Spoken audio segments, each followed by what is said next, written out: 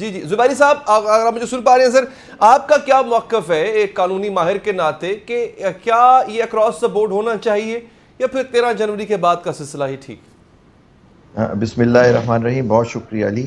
دیکھیے میں سمجھتا ہوں کہ یہ میں تھا صدر سپریم کورٹ بار کا، ہم نے مستقل اس وقت بھی یہ ہمارا مطالبہ رہا ہے کہ یہ جس طرح سے ججوں کی تذلیل کی جا رہی تھی پارلیمنٹ کے اندر، پارلیمنٹ کے باہر، سپریم کورٹ کے باہر دھرنا دے کے جلسوں میں، جس کی آپ نے ابھی فوٹیج بھی دکھائی، تو اچھا ٹھیک ہے کچھ جج تو اس میں ریٹائر ہو گئے، لیکن کچھ جج تو ابھی بھی سپریم کورٹ کے بینچ کا حصہ ہیں جن کی تصویریں لگا کے وہ ان کی لیکن آپ دیکھیے یہ حکومت جو اس طرح جو حکومت ہے کیئر ٹیکر، انہوں نے صرف ایک پارٹی کو ٹارگٹ کیا ہوا ہے، اس پی ٹی آئی کو ٹارگٹ کیا ہوا ہے، کیونکہ یہ جو ججمنٹ جو ان سے بدلہ لینے والی ججمنٹ لی، اس کے بعد جو باتیں کی گئیں اس کے لیے انہوں نے یہ کمیشن بنایا. ان کو کوئی غرض نہیں ہے کہ پہلے کیا ہوتا رہا، کیونکہ آپ دیکھیے وہ پی ڈی ایم کی حکومت تھی، اس کے اندر کیا تھا، ان کو کوئی غرض نہیں ہے. ان کا غرض ہے کہ جی اس وقت کیونکہ اب پی ٹی آئی کو ہر طرح سے ایک کارنر کیا ہوا ہے، اس لیے ان کے خلاف ایکشن لیا جائے. یہ صرف اور صرف ان کو ٹارگٹ کرنے کے لیے کیا گیا. لیکن دیکھیے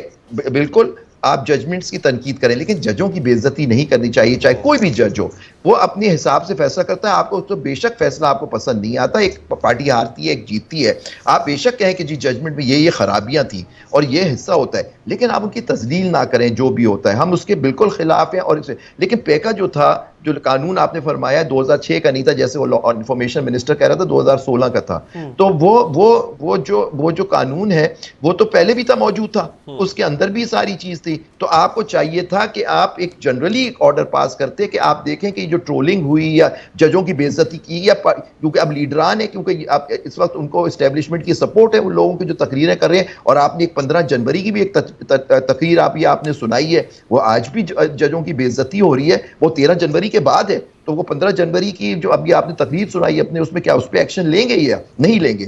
ان کا صرف اور صرف مقصد ہے کہ ایک جو یہ بلے والے ڈیسیجن کو یا اور جو ڈیسیجنز آ رہے ہیں ڈسکوالیفیکیشن یا اس کے والے میں ان کو روکا جائے. اور دیکھیے فریڈم آف پریس ہے. اچھا زبیر صاحب سوری میں آپ کی بات کاٹ رہا ہوں سر، بیکاز یہ تھوڑے ٹیکنیکل پوائنٹس ہیں جو میں سمجھنا چاہتا ہوں اور عوام تک بھی پہنچانا چاہتا ہوں سر. جو ڈٹرمنیشن آف دا فیکٹ ہے وہ کوئی لا تو ایگزسٹ نہیں کر رہا نا آلریڈی. کوئی بتایا جناب کہ اس جملے کو توہین کہتے ہیں، اس کو توہین نہیں کہتے. فار ایگزامپل ایک ڈیروگیٹری ریمارک کسی نے پاس کیا ہوا ہے، اس نے اس کو ٹویٹ کیا ہوا ہے، اس کو اگر کوئی اور ری ٹویٹ کر دیتا ہے، ری ٹویٹ کرنے والا بھی کانٹینٹ ری شیئر کرنے والا بھی پھنسے گا.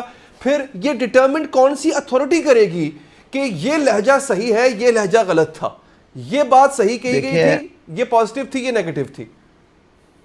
بالکل صحیح، آپ بالکل بجا فرما رہے ہیں. دیکھیں آربیٹری ڈسکریشن نہیں ہونا چاہیے، ثوابدید نہیں ہونی چاہیے، لیکن یہ ایف آئی اے کو ٹارگٹ دے دیا گیا. اب یہ آ کے کیس تو بنا لیں گے کہ جی ہم کہتے ہیں یہ اس نے ٹویٹ کی، اس نے ری ٹویٹ کی، تو یہ ہم ان کے خلاف ایکشن لیں گے، پھر ان کے خلاف پرچہ ہوگا، پھر ان کو عدالتوں میں لے جائیں گے. کیونکہ یہاں دیکھیے آپ فریڈم آف پریس ہماری آرٹیکل 19 ہے، اور آپ کو دیکھنا ہوگا کہ یہ ایکشن جو یہ ایون جو کمیشن بنائے، یہ ایکشن بنائے کہ آرٹیکل 19 جو ہے ہمارا فریڈم آف پریس کی جو رائٹ دیتا ہے، کیا اس کو بھی افیکٹ کرتا ہے یا نہیں؟ یہ سب چیزیں دیکھنی ہوگی. لیکن جو ماحول ہمارے ملک میں چل رہا ہے کہ ہمارے بیسکلی بنیادی حقوق جو ہے فنڈامنٹل رائٹس ہیں وہ سلب کر لیے گئے، ہر طرح سے ہیومن رائٹس کی وائلیشن ہو رہی ہے. تو ایک وائلیشن اور ہو جائے گی تو کیا فرق پڑے گا؟ کیونکہ آپ دیکھیں ہیومن رائٹس کا تو کوئی معیار ہی نہیں ہے. وہ آپ دیکھ رہے ہیں کس طرح سے ہمارے جو انسانی بنیادی حقوق ہیں کس طرح سے سلب کر لیے گئے. کیونکہ آج تو بولنا مشکل ہوتا ہے. ہو سکتا ہے میرا آپ بول رہے ہیں، حسن رضا پاشا ہمارے بڑے بھائی ہیں، وہ بول رہے ہیں، اس پہ وہ بھی کوئی غلط بات ہو جائے کہ جی ہم نے بھی کوئی غلط بات کر دی. سر